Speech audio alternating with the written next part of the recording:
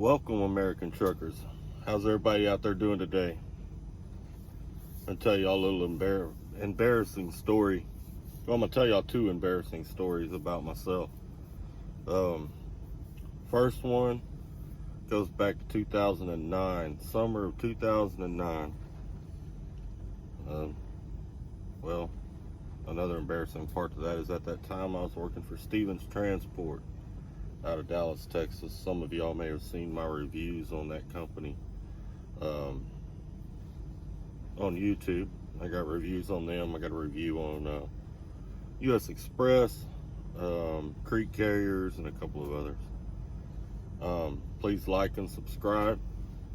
Bring up some of my other content, some of my reviews, different things that I've posted on YouTube over the years. Anyway, I'm Snapper. That's my CB handle. That's what I go by. Had that CB handle for years. Old Snapper, Snapper. Doesn't matter, I answer to them all. You see me out on the highway, drop me a ring, and I'll give you a holler back. Anyway, 2009, summer 2009. I'm headed home. And as some of y'all know, I live down in deep South Texas on the coast, right near Victoria is where I'm from. That's where I live. Anyway, I had a load going to Laredo, and then from Laredo, I was on deadhead to the house. It's about 5 hours from Laredo to the house. So that was what the plan was. I had a load of chicken, I believe frozen, whatever it was frozen, I remember that. Had the reefer on continuous run. Well, I'm headed south down 35. I'm thinking nothing of it, diddly dogging along, whatever you want to call it, kicked back, smoking a cigarette. I come into Austin, and right where the highways split, and you can go upper level or lower level, I was headed down for the lower level on the inside lane. I got vehicles on my right, vehicles on my left. You know how Austin is. Any of y'all have been driving for a while know, I don't care if you hit Austin at 2 o'clock in the morning, there's going to be traffic. It may not be stopped, but there will be traffic. Austin's just one of them cities. Got a lot of California transplants that live there. Anyway, I'm right there at that split. I mean, right at it. I see a piece of pipe fall off the back of a truck. Maybe about 5 foot long, 3/4 around, like steel pipe, black pipe.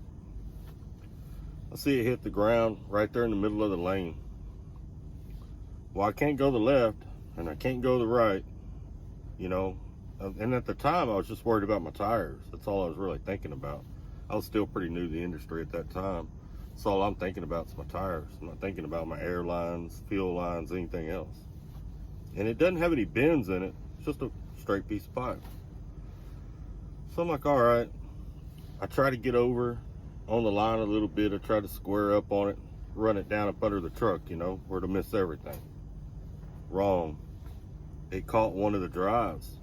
Well, when it caught that drive kicked it up. And when it did, it went into the bottom of my reefer tank. I actually put a hole in it, 3/4 inch hole. Well, I look back, I can see the diesel splashing, and cars are starting to honk. I know I got a problem. So I'll go over to the inside. I'm right there at where it splits, when I pull off on the shoulder. I can look up and see the upper level right at the beginning of it. Man, I try stuffing rags in there. I'm on the phone with first I called 911 throughout my triangles. Then I get Stevens on the phone. I'm stuffing anything I can find to stuff up in there. I'll never forget this.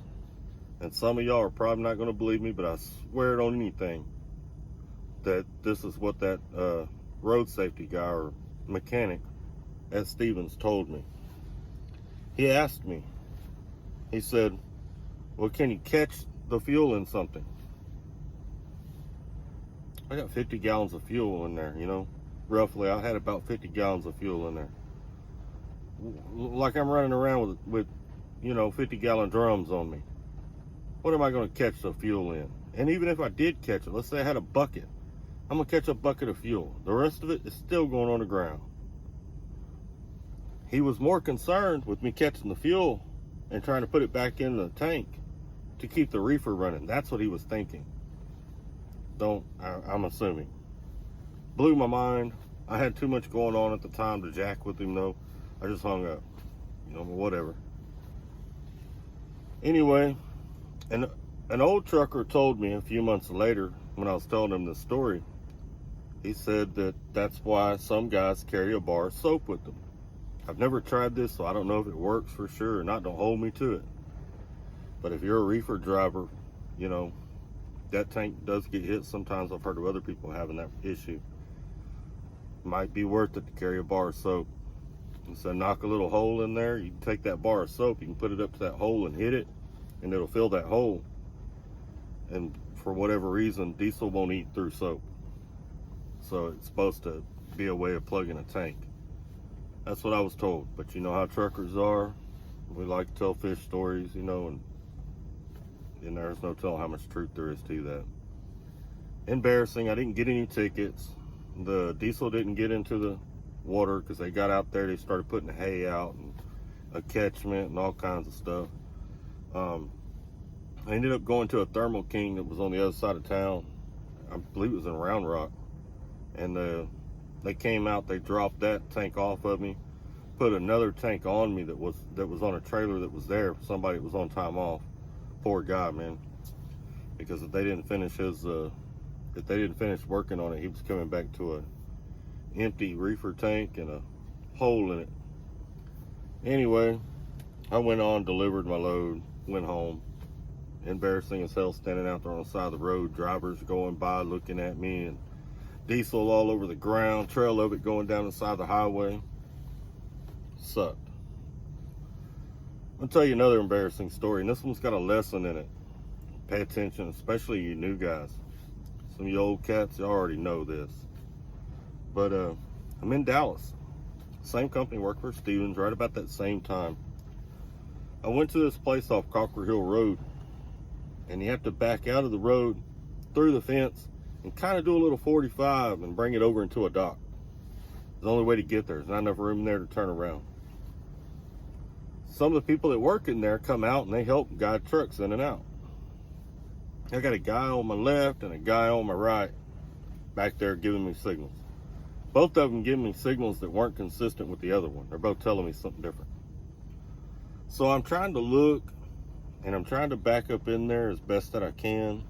I'm almost out of hours. I'm trying not to get out and look. I'm trying to just get it done. Anyway, I ended up catching the mirror on a yard dog that was parked next to me on my blind side. I ended up clipping that mirror and broke it.